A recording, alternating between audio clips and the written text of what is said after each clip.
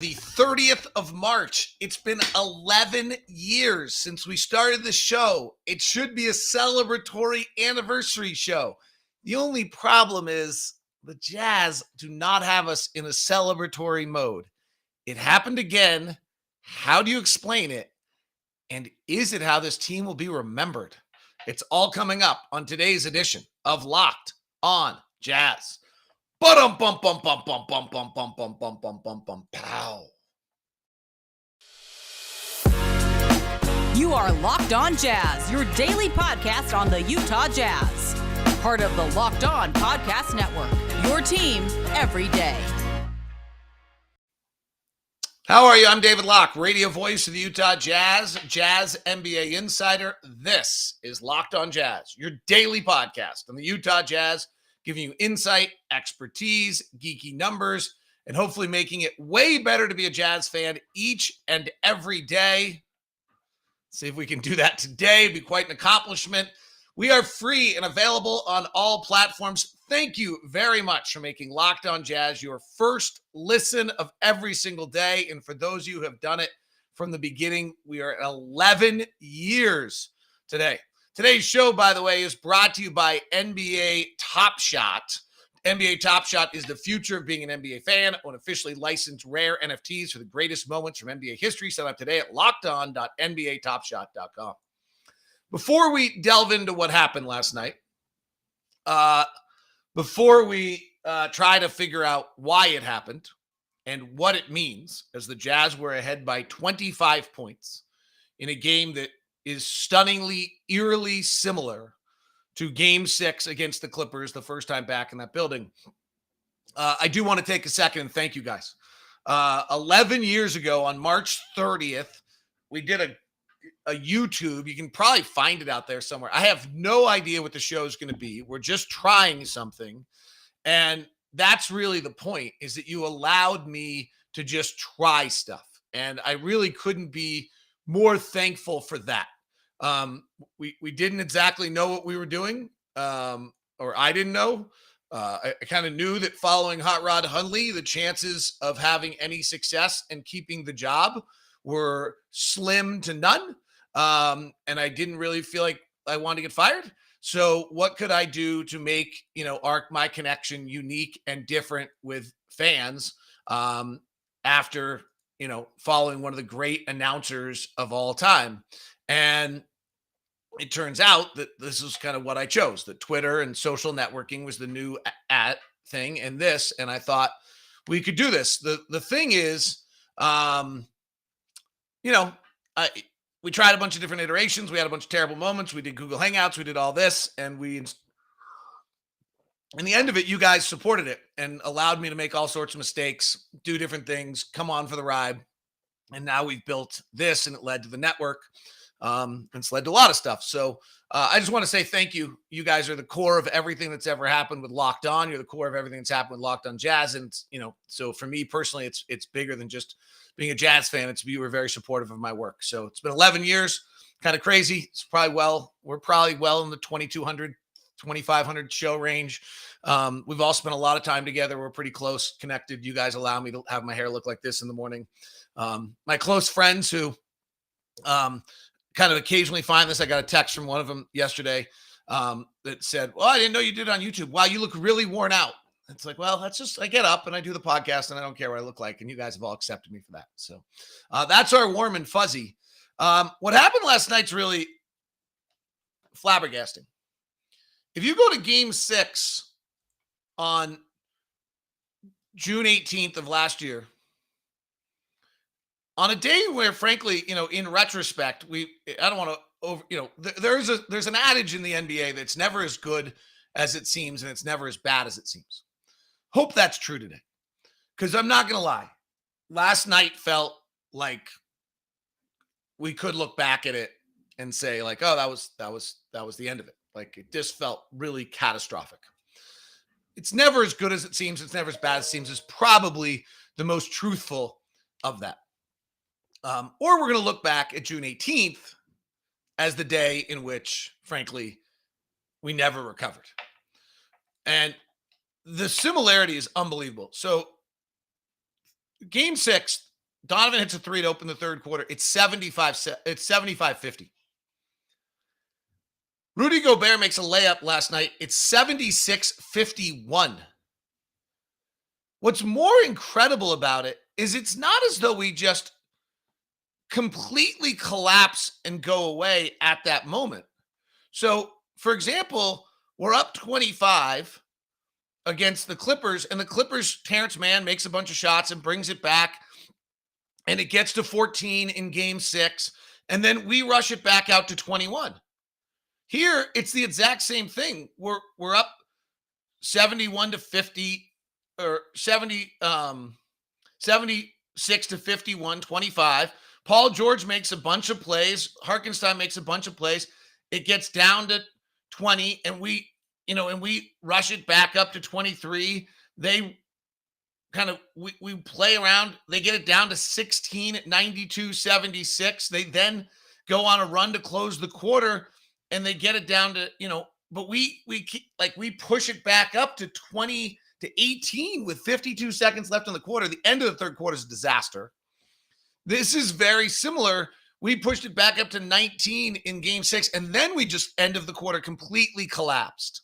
This collapse wasn't quite as catastrophic as that one, but that was in that one, they went on a 17-0 run in the third quarter, and we really never recovered. We then regained the lead by 3, but they tie it early fourth. We're tied early fifth, and then they take the lead with about 9 minutes left, and frankly, we just kind of wilt.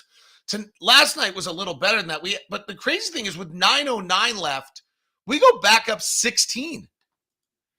It's 103-87 with 9 minutes left, and we're up 16. So we weathered it. Like, this is what's so crazy to me about these collapses, is that last year was a little bit of a just boom, the cards fell. We freaked out. We couldn't hit. We collapsed. Everyone's injured. It's a mess. Last night, we actually fight back a bunch of times and still collapse. And we'll talk about some of the things that went on. The reason it feels as catastrophic maybe as it does is because the feeling, at least that I had last night leaving the arena, and I think Donovan's quotes after the game and Rudy's quotes after the game represent this, is that it just has to feel to the players as though they've played 76 games trying to get better and ready for the playoffs, and they're exactly where they were June 18th of last year in their final game. Like, that has to be the feeling. And I don't know the mental fortitude of this group to get through that. Not because I don't know if they have it. We don't have a track record that they have it, if we're being completely frank. The fact is, there's just no way we'll find out. I mean, it may turn out to be this incredible story that they go to a nadir deeper than what we possibly thought they could ever do before they bounce out of it. As of right now, it feels as though this is going to unfortunately be the signature of this group. From the Denver Nuggets series to the Los Angeles Clippers series to 14 double-digit leads in the second half this year. It is an unfortunate feeling right now, and I understand if you have that. Like, I think they have it. They have to. There's no sugarcoating how despondent they were, and how stunning that was to see the exact same thing happen again. And the first we're going to get into the quotes, but the first top question I'm certain you have on your mind is why? And I went back and rewatched the second half. And this is going to not be very much fun for any of you to hear. There are certainly, like, if I'm dishing out the pie of blame, there is certain aspects where there's a larger pie of blame on some players than others. Okay, no question on that. However, everybody was a part of the pie. Every single person. It really was stunningly collective by the Jazz last night in how they lost that game.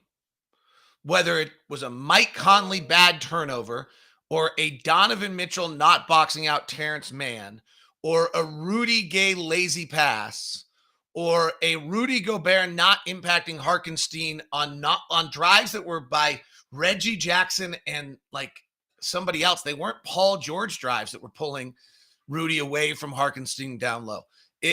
Royce O'Neal has no impact on the best offensive players in the game defensively. We can run the list. And frankly, if you've got an axe to grind, you can choose your guy. Add Quinn Snyder into that. I mean, just all of them collectively have a piece of the puzzle. Juancho Hernan-Gomez flies in for a rebound and grabs one rebound where I think Harkenstein was flying in as well, and he got it. That's what you have to do, and that's blatantly what they didn't do on 4 offensive rebounds. If you go back and rewatch the offensive rebounds by the Clippers in the fourth quarter, which you can do at NBA.com, like literally guys stand there and watch it and waiting it for the come get it, and no one's going to get the ball. Go get the ball. Go take the game. They wait for it to come to them. It's very symbolic. And it's undeniable on video, frankly.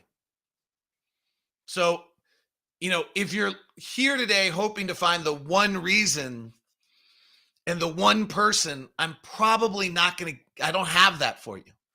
I have a collective lack of oomph in the key important moments or the understanding of value of possession or how to play late or just, frankly, now 2-3 years worth of scars building up that are prohibiting this team from getting done what they need to be done at those moments. I mean, there's also the other level. Maybe they're just not good enough, right? Like, I mean, I hate to say that, but they're pretty good. So it's really stunning. It's really stunning. All right, we'll get into some of the quotes. We'll get into some of the specifics that all kind of took place. Today's show is brought to you by our friends over at Intercap Lending, and that friend specifically is Steve Carter. Steve Carter is the Locked On. This is kind of the cool part of like 11 years of Locked On, is that we now have these sponsors who've been with us for a very, very long time, who are a part of this. Built Bar, obviously, is one of them. And Steve Carter and Intercap Lending has been with us for a really long time. He's our own personal loan officer. I've been to him twice in the period of time. Our COO has been to him. And they've done, amazing, great work. By the way, Cameron Christensen and Neil Lund, I just saw those 2 emails come in. I apologize. I missed them earlier in the week. I will get you hooked up with Steve Carter. Steve Carter is our own personal loan officer who does just amazing work over at Intercap Lending. And the reviews that come in from Locked On people are just great. From Valdez out in Kaysville, we worked with Steve 3 times now. I have to say he's the best. His team works tirelessly to find the best rates, reduce stress, and make the process as simple as possible without a question. Steve is the best there is. Kirk Hubbard, working with Mr. Carter, was by far the easiest activity I've ever had with respect to my new home. From start to finish was 3 weeks with my refi. All through the process, I've kept advised on the status. Accurate expectations were provided a very frequent basis, and at times I knew where I was. At all times, I knew where I was. I highly recommend Intercap and Steve Carter. Steve's our own personal loan officer. Intercap's growing and growing and growing because they're getting loans done, and we have the relationship with Steve. So feel free to email me, and I will be quicker than I was, on for those 2 guys that I just mentioned, and get you a response. Intercap Lending, NMLS number 190465. You can call Steve directly. Just mention you're with Locked On Jazz so you get the corporate discount at 385-800-8528. That's 385-800-8528. Did I mention our friends over at Built Bar? They powered me through the trip. I think it was mint brownie, or no, it was the old grasshopper cookie at halftime last night. They're 20% off site-wide right now. So that's better than our locked 15. But if there's, so go take advantage of it. Coconut marshmallow churro, banana cream pie, and blueberry chocolate are the puffs. And you can get the puffs. The puffs are amazing. I've been told that the little secret one they dropped out there, the double brownie puff was unbelievable. I did not have it. Regular double chocolate, cherry barcia, mint brownie, raspberry, peanut brownie, coconut almond, salted caramel, and cookies and cream are all there for you as well. 130 calories, 2.5 fat grams, 4 net carbs, 4 sugars, and just 17 grams of protein and just 130 calories. Locked 15 is your promo code, but they also have the 20% off site-wide right now. So go jump on that at built.com and get it done.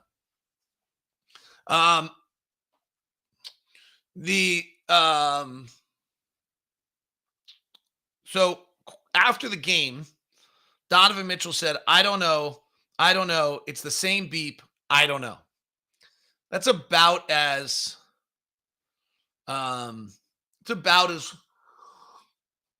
like bottom low quote as you can get. Rudy says we get disconnected, we stop playing, we lose the values of the team, which is ball movement, and really affects our defense. It's like everything flows and then it flows the wrong way. We get disconnected more and more and more. There's something to it. We had 7 turnovers in the fourth quarter. We had 23 assists just in the first 3 quarters and 1 assist in the fourth quarter. But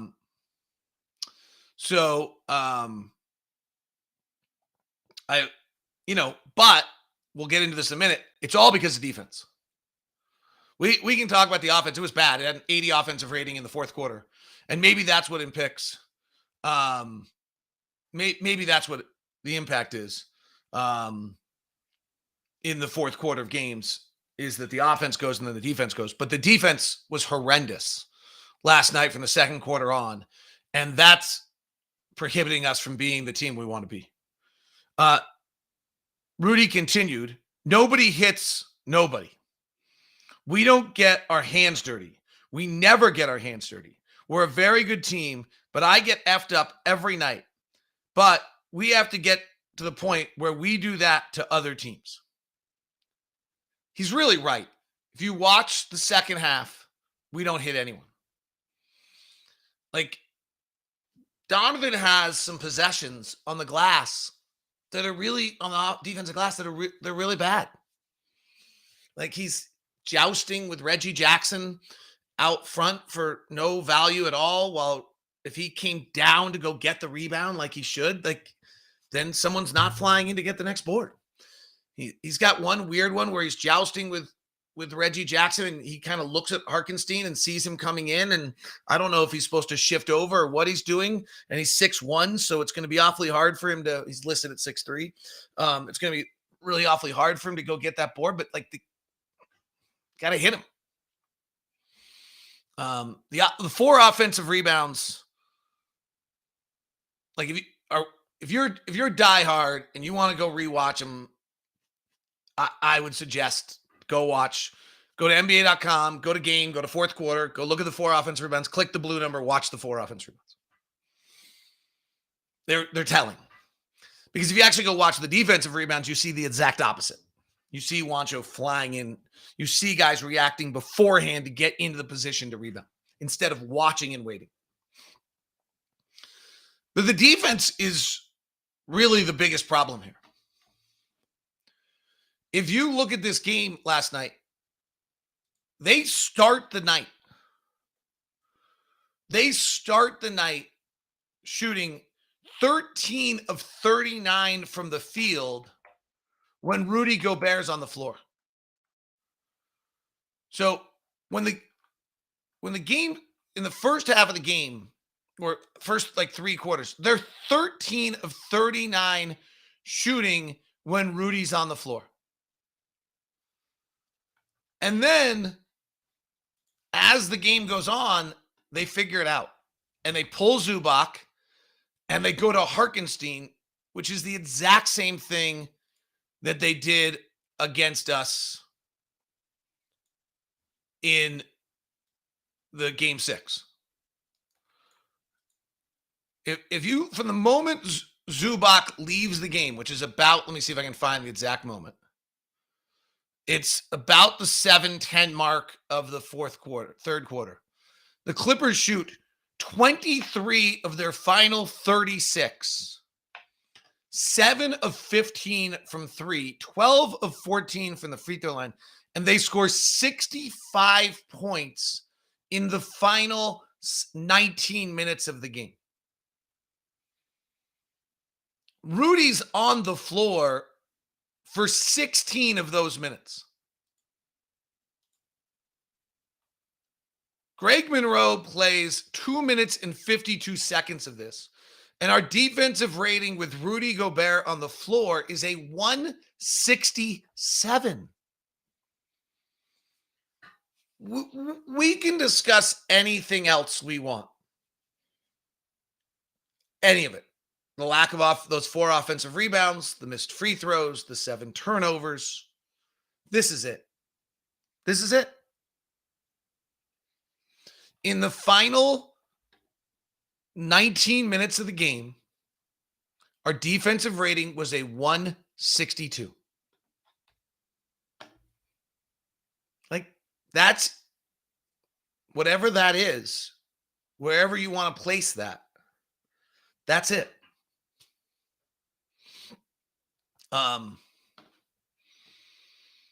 There's no, you can't win. We have the best offense in the NBA. You can't win. Like, you can't. There's zero chance to win. It goes back a little further, frankly. If you just go from the end of the first quarter on, our defensive rating is a 145. So that's pretty horrendous too. But really the moment in time is when they pull Zubac the same way they did in the playoffs, and we can't get stops. The most stunning, kind of, as I went back and looked at it, is with 141 left in the third, Rudy Gay scores to make it 90-70. The Clippers score 51 points in the final 13 minutes and 41 seconds. Their offensive rating in that span is 176. What that means is that in the final 14 minutes and 11 seconds of this game, I thought it was 13:41, but it shows some players have played 14:11. So, and Rudy is on the floor for all of it, as is Jordan Clarkson, who was not good last night. I have left him out of mentions. He should be mentioned multiple times.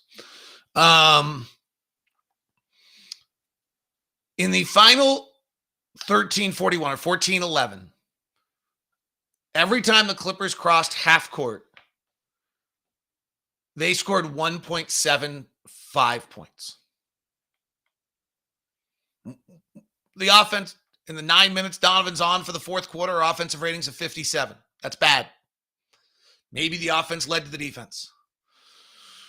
In the 8 minutes Royce is on, in the final 8 minutes 11, our defensive rating in the final 8 minutes and 11 seconds of the game is a 183. I mean, it just keeps getting worse. Like, you don't have Boyan, maybe that would have solved some of it. Doesn't feel like that's the issue here. We allowed 50 points in 13 minutes. And I watched it. I don't really, I mean, some of it, we don't impact it. Like, we just don't impact it. Like, Royce doesn't impact the best players in the NBA. Didn't impact Tatum, didn't impact Durant, didn't impact Paul George. Rudy comes to help. Hartenstein scores 2 little buckets inside.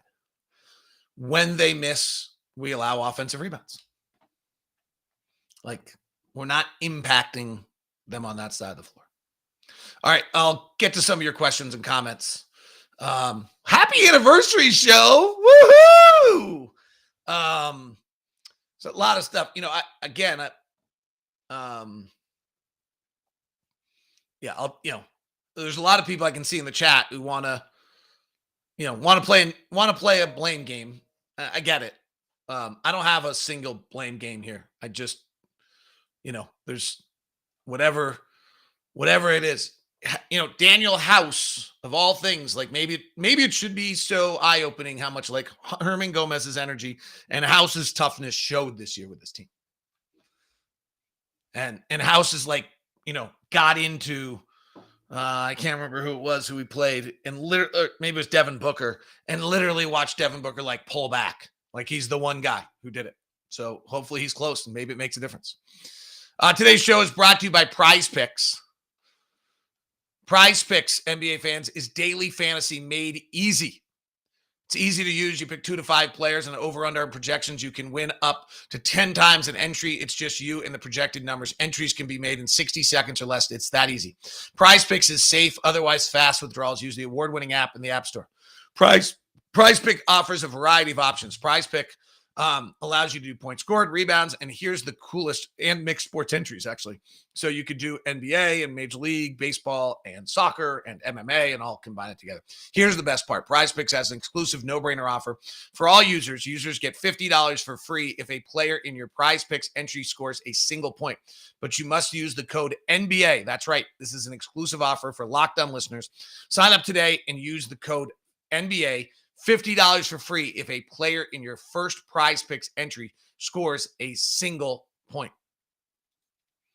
Thanks very much for making Locked On Jazz your first listen of the day. We are free and available on all platforms, and I greatly appreciate it. I'm going to try to run through some chat. Here's the one kind of thought I have if I'm going to leave you with a takeaway today. If you hear someone in the office today or in your social circle blaming one person, having rewatched the second half, that's an agenda. And their agenda might be fine, but just know it's an agenda. I rewatched the second half. If I wanted to today, and I don't want to, I could literally run down every single guy and the mistakes they made in the final 15 minutes of the game that had they done something differently, we might have won. Every single one of them. Now, I don't know if this group looks inward, frankly. So, right? I don't know that. But certainly Don's got some, Mike's got some, Jordan's got some, Royce's got some, Rudy's got some. Juancho's got some.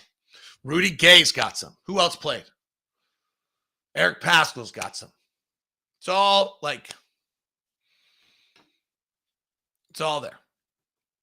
Do I have numbers on the Jazz blown leads? Here's what's so interesting. This kind of gets us back into this kind of crazy thing.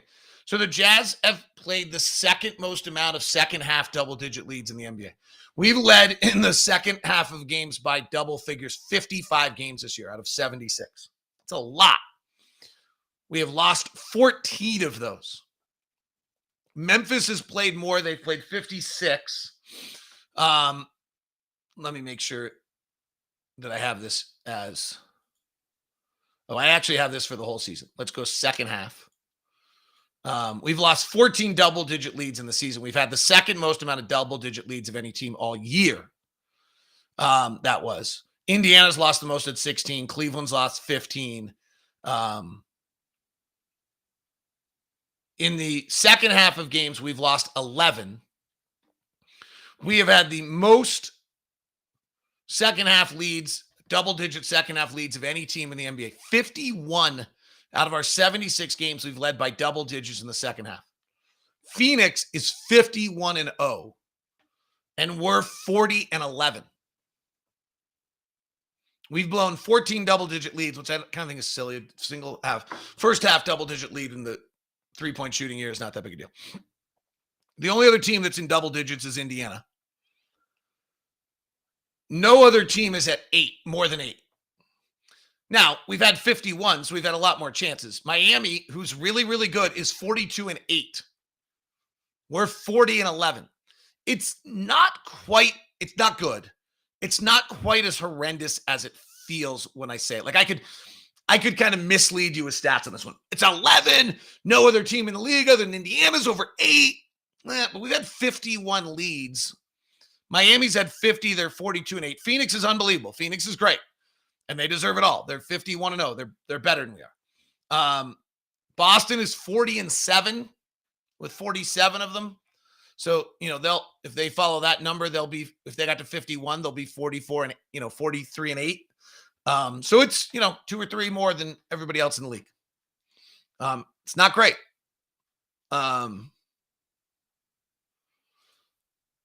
I feel like I went on a bender last night and I'm paying for it through the worst hangover ever. The Jazz hate me. I think they feel that way too. 3:30 in the morning, got home. I don't know I don't think they're up yet.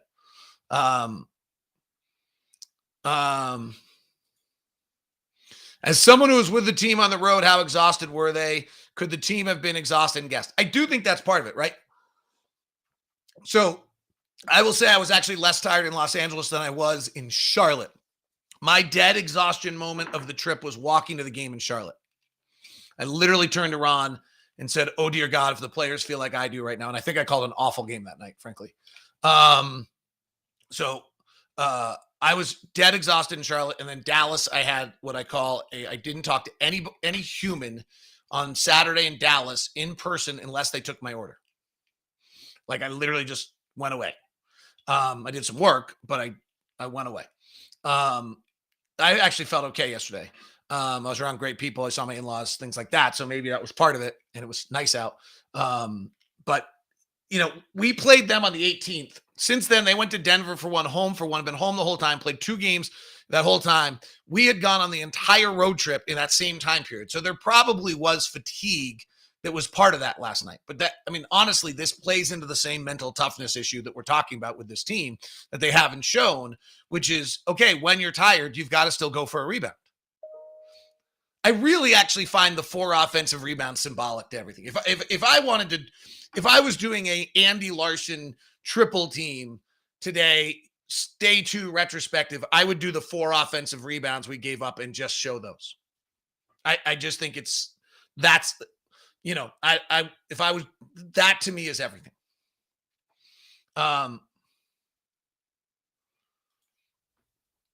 It seems the team is saying the way they play changes for the worse when they give away these leads. For example, ball moves mentioned. Why do they stop moving the ball and rebounding? It's a great question, Ty. And a lot of the same sets, they were running a set where horn set where they have a guy on each elbow and they're actually running Donovan out of the horns and running a low pick. And they had a lot of success on it. They went back to it in the fourth quarter. Like the idea that Quinn didn't make any adjustments in that fourth quarter. I saw him adjust various play calls and things of that nature. I know a lot of people were hot. Jordan was in the game. He was not good. And that last shot was horrendous. I don't know who you wanted in the game instead. And they're trapping Donovan every time he gets a mismatch. So you need other scorers on the floor. So I can understand why they did that. I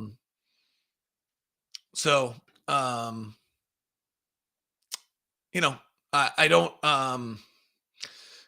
I probably need to rewatch the fourth quarter offensively, but honestly, I saw a lot of the same sets and a lot of plays, high pick and roll, move it. And then we just didn't, we didn't move it. We didn't move the ball. We ran the same low horn set that we ran early we ran it like 3 times in a row in the third quarter. He came back. I was successful. He came back to it in the fourth quarter. We needed to.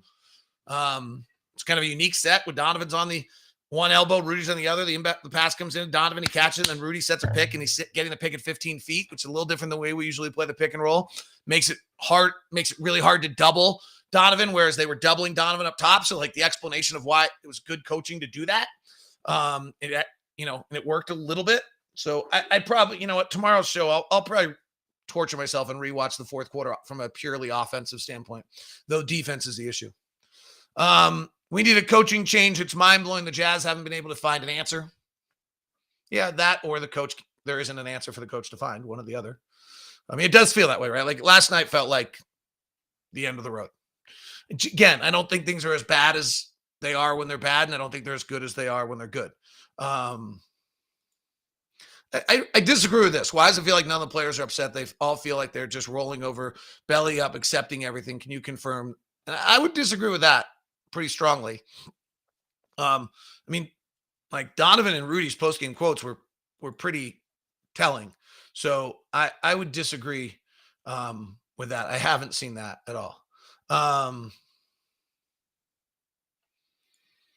Randy says it's really hard to get 2 All-Stars in Utah. For that reason, Quinn is a lame duck unless they make the Western Conference Finals, coaching change in the summer, and run it back with some role players. Yeah, maybe. I think all these things, it's honestly, it was like, it's hard for me. Like, I know these guys, it impacts so many people's lives. They're friends of mine. Players, I don't know if they're friends, they're associates, they don't care, right? I mean, they're 25 years old and millionaires. I don't have a lot in common with them. So I think they're nice. I like them. I interact with them. They see me. I hope that came off right. Like, I guess I'm just trying to pretend I'm not friends with them.